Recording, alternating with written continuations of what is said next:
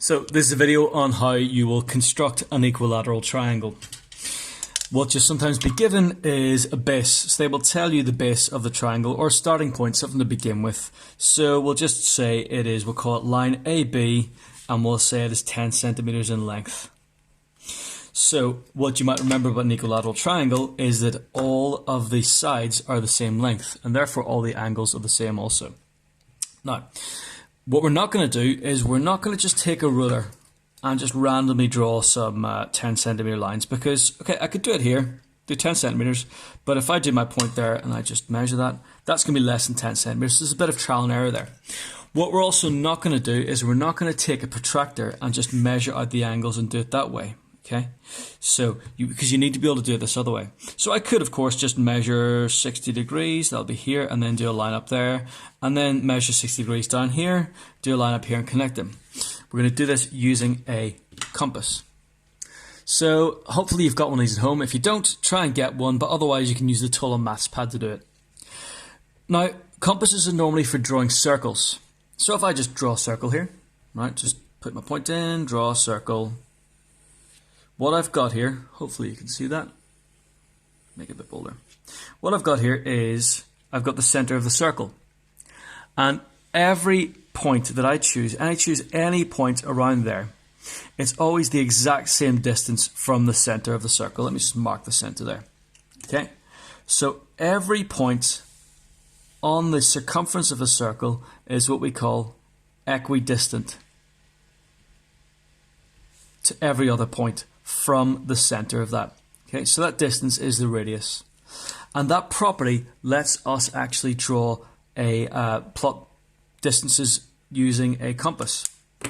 What I'm going to do, if you remember, all the distances around it should be the same. So all the three lines around my equilateral triangle should be the same length. So what I can now do is if I take my compass and set it to the length of line AB, I'll put my point there at point A and my pencil at point B. Try and get that as close as possible.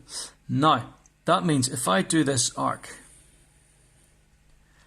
every point along that arc is the same length as line AB. Every single point. No matter where I choose, it's always the same. You can see that. The distance is always the same. Now that means that if I was to draw any line from A to any point along this arc, it would be the same as length AB.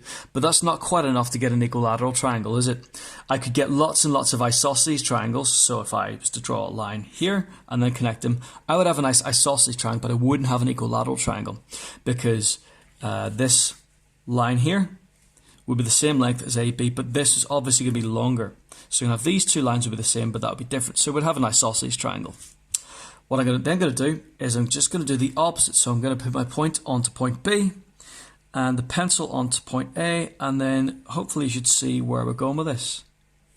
Now, just the same as before, where every point along this arc is the same distance from A as A is from B, what we see here is every point along this arc is the same distance from B as the length of line AB. So that whenever we get this point here, where those two arcs meet, that is the exact same length to A as it is to B.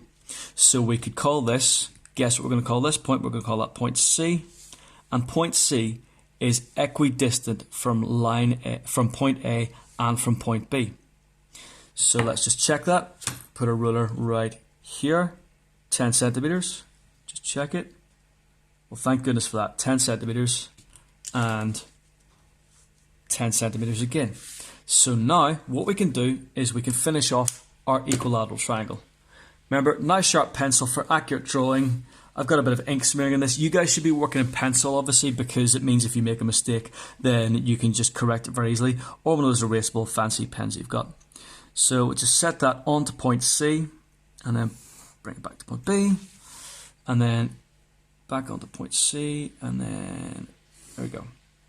One other thing I should say is it's very important you leave these construction lines, these arcs you've done, because it shows that you've done this equilateral triangle, you've constructed it using the appropriate method, and you haven't just eyeballed it, you haven't just been lucky with it, or you haven't just used a protractor. You've got to use this method when they ask you to construct it in this kind of way. So what we get here is we will get one mark for having these dimensions all the same, so the length should all be the same. And one more mark for showing our construction lines. If you can't read that, lengths and construction lines. Okay. Another thing as well, of course, is that you can use this method to construct a very nice 60-degree angle if you ever need to. That's a thing we'll come to later. But you'll see there, we've got 10, 20, 30, 40, 50, 60. That's a nice exact 60 degrees. And that means that here we should also have a nice exact 60 degrees. And of course, that means, because of the property of triangles, that this is going to be 60 degrees also. So that is how you construct an equilateral triangle.